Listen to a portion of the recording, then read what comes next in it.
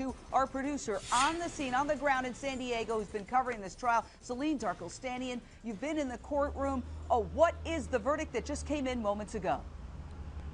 Jane, they just said it's a second-degree murder. She's guilty of second-degree murder. I was just coming down here from the courthouse, and I passed Jen Trayers as she was saying, waving goodbye to her family as she was getting into the bus to be escorted back to her prison cell. She was sobbing. Her mom was sobbing. She was in handcuffs as she was being taken out.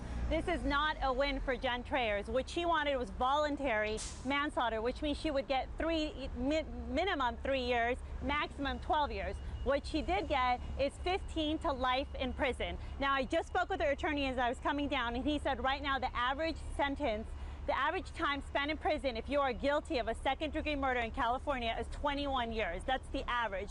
So really, she's in her 40s. She's going in. She's going to serve anywhere from 15 to life. She's probably going to get about 21 years. She'll be out when she's in her 60s. This is not what her family wanted. Her family was leaving. Her mom was crying. I asked them to speak to us. They did not want to speak. They are very, very upset about this. Obviously, this is not a win for the defense, but it is actually not a win for the prosecution either, because they wanted life in prison, first-degree murder. Ultimately, nobody really wins here, but the jury definitely didn't think this was premeditated first-degree murder.